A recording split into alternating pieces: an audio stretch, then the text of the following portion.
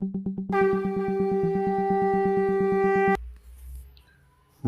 पुरुषोत्तम। आलोचना प्रसंग भाग 3 से 29 मार्च सन 1942 की श्री श्री ठाकुर जी से वार्तालाप।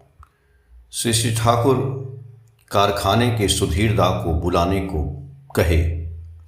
तेल और कालिक हाथ में लगी अवस्था में सुधीर दादास पहुँचे। श्री श्री ठाकुर ने उनसे पूछा, क्या रे, क्या बड़ा इंजन चालू नहीं होगा?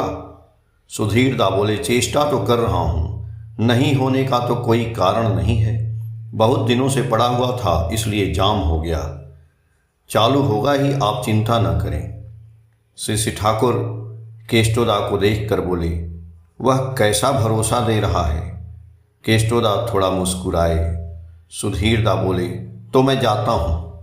श्री श्री ठाकुर जी बोले, अच्छा। सुधीरदा चले गए। श्री श्री ठाकुर जी बोले, सूअर के जैसा मेरा भी एक जिद रहता है, जो अच्छा समझूंगा उसे करूंगा ही। आप लोगों से इतनी बातें कर तो रहा हूं सही, किंतु जब तक वह इंजन चालू नहीं होता है तब तक मुझे चैन नहीं।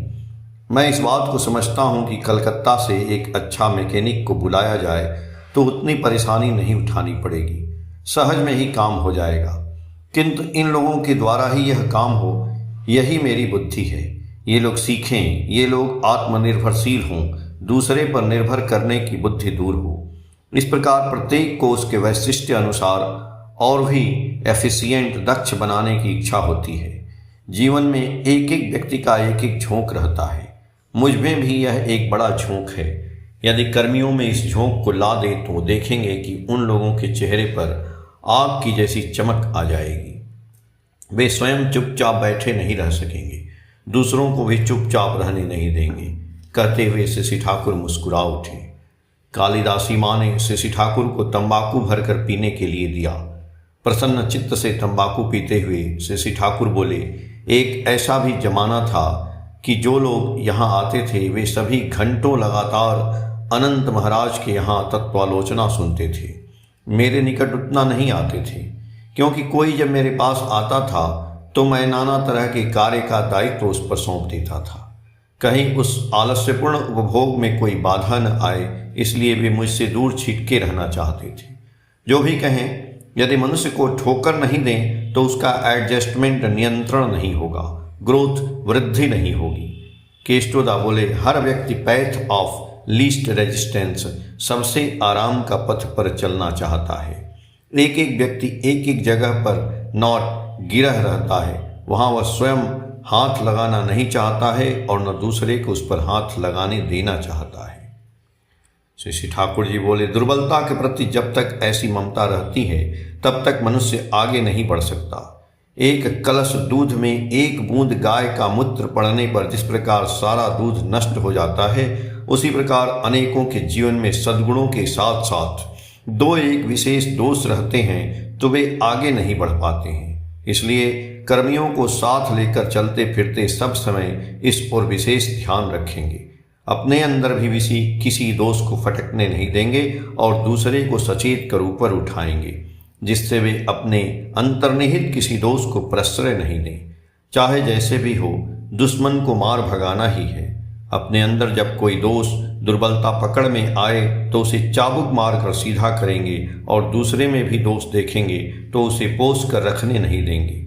चाहे यह काम शासन से हो, तोषण से हो, शासन तोषण के सम्मिश्रण से हो, या प्रेम से हो, या भय दिखाकर हो, ऐसा करेंगे ही। इस रूप में लग जाएं, देखेंगे कि धीरे धीरे कितने मनुष्य आगे बढ़ेंगे। केष्टोदा बोले, जन्मगत संपदा नहीं रहने पर ऐसी सहज बातें भी मनुष्य के मस्तिष्क में नहीं आती हैं। श्री श्री ठाकुर जी बोले, जिसकी जो संपदा हो, इस तपस्या की अग्नि में उसे छोड़ दें। एक एक व्यक्ति एक एक चमकते हुए इस्पात लोहे की तरह बनकर बाहर निकलेंगे। आश्रम का अर्थ मैं यह समझता हूँ कि मनुष्य बनाने का कारखाना। 4 अप्रैल सन 1942 में संध्या काल में श्री ठाकुर बांध के किनारे चौकी पर बैठे हैं। इनकी भाव भंगिमा को देखने से यह अनुभव किया जा सकता है कि वे हर व्यक्ति के मंगल के लिए कितना अधीर और व्याकुल हैं। उनकी दृष्टि में एक उद्दीपनी उन्मादना है जो मनुष्य को सारे अंधकार और जड़ता के ऊपर खींच ले जाता है, और है उनमें एक ऐसी अंतरंग आत्मीयता की नीरव भाषा जो प्रत्येक सत्ता को उद्वेलित कर छोड़ती है।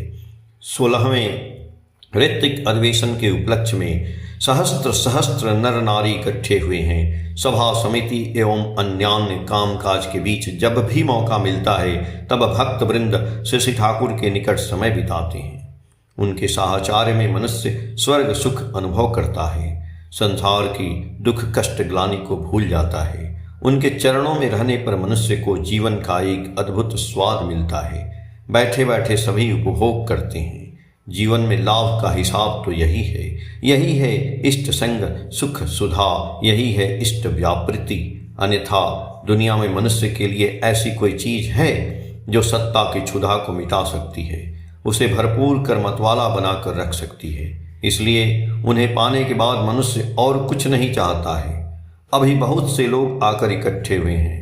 ऋत्विकों में भी बहुत उपस्थित हैं, जैसे सुबोध दा सेन, मनमत दा दे, यतीन दा दास, शरद दा हालदार, भोलानाथ दा सरकार, विपिन दा सेन, निवारण दा बागची, मनोरंजन दा बंदोपाध्याय, केदार दा भट्टाचार्य, अक्षय दा पुतुंड, योगेन दा हालदार, त्रैलोक्य दा चक्रवर्ती, रत्नेश्वर दा दास शर्मा, फणी दा मुखोपाध्याय, गोपेन दा राय, योगेश दा चक्रवर्ती, आसू भाई भट्टाचार्य, विराज दा भट्टाचार्य, शैलेन दा भट्टाचार्य, तारक दा बंदोपाध्याय, मोती दा चट्टोपाध्याय, राजेंद्र दा मजुमदार, करुणा दा मुखोपाध्याय, उपेंद्र भट्टाचार्य, नरेंद्र दा चक्रवर्ती, अनिल दा गंगोपाध्याय आदि अनेक हैं। एक और पेट्रोमैक्स जलाकर टांग दिया है, चारों ओर उसकी रोशनी फैल रही है। श्री ठाकुर अपने आप कहने लगे, ऐसी रोशनी जब भी देखता हूँ तो मुझे बरबस उन दिनों की बात याद आ जाती है जब इसी प्रकार रोशनी जलाकर ईंटें पारी जाती थी। मालूम पड़ता था कि कोई उत्सव हो रहा है। दिन रात मनुष्य कितना परिश्रम करता था, फिर भी किसी को थकावट महसूस नहीं होती थी। उस समय मनुष्य भोजन ही क्या करता था। मेरी माँ मड़गिला भात बना देती थी। सभी एक एक लकमा खाकर एक लोटा पानी पीकर रात भर काम किया करते थे। इससे कोई काम में विघ्न नहीं पड़ता था, किसी को बीमारी सिमारी नहीं होती थी। वर्कशॉप में रात दिन जग कर लोगों ने कम दिनों तक काम किया है। समान रूप से काम चलता रहा है। केष्टोदा, पंचानंदा ये सभी स्वयं पढ़ते थे और दूसरों को पढ़ाते थे। ऐसे कितने दिन बीत चुके हैं। मनुष्य ने प्रीति सहित क्रमागत परिश्रम किया है। यह दृश्य को देखने पर मुझे अच्छा लगता है। मुझे ऐसा प्रतीत होता है मानो यही लाइफ, जीवन का इंडिकेशन चिन्ह है। सुबोधदा बोले, चाहे जो भी हो, जो भी काम मनुष्य क्यों न करे, फाटिक श्रांत होने पर विश्राम की आवश्यकता तो है ही, अन्यथा शरीर की क्षतिपूर्ति कैसे होगी। श्री ठाकुर जी बोले, यह भी सही बात है कि श्रांति के स्तर फाटिक को अतिक्रम करने पर पुनः मनुष्य में नई शक्ति आती है। जेम्स का साइकोलॉजी मनोविज्ञान पढ़कर देखो। मैंने सुना है कि जेम्स ने भी यही बात कही है। और काम में लग जाओ तो स्वयं ही ध्यान देने पर समझ सकोगे। किसी काम को करते रहने से ऐसा बोध होता है अब संभव नहीं, शरीर बिल्कुल असमर्थ हो रहा है। वैसी परिस्थिति में यदि लगे रहो तो कुछ समय के बाद यह अनुभव कर सकोगे कि अवसाद का भाव तो कट ही गया है, इसके साथ ही साथ नई स्फूर्ति और उत्साह का ज्वार भी शरीर में आ गया है। उस समय उस काम को छोड़ने की इच्छा नहीं होगी। सोचोगे और करते रहें। इन बातों को कहने का मेरा यह अर्थ नहीं है कि विश्राम की बिल्कुल आवश्यकता नहीं है।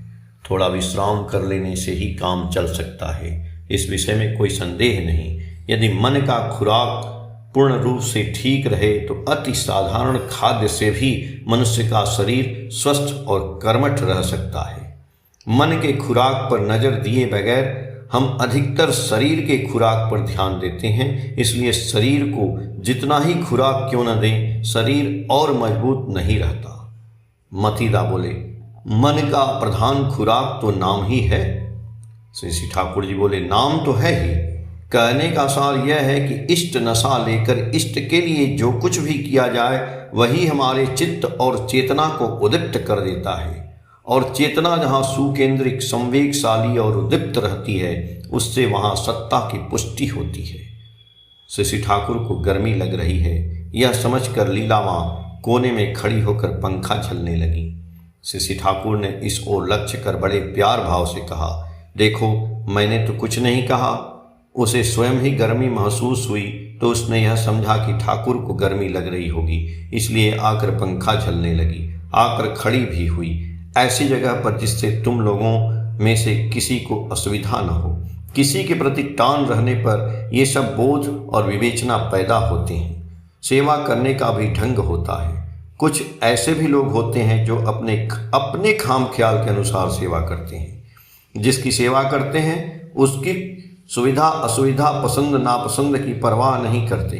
ऐसी सेवा से किंतु सेव्य सेवक किसी को भी लाभ नहीं होता है।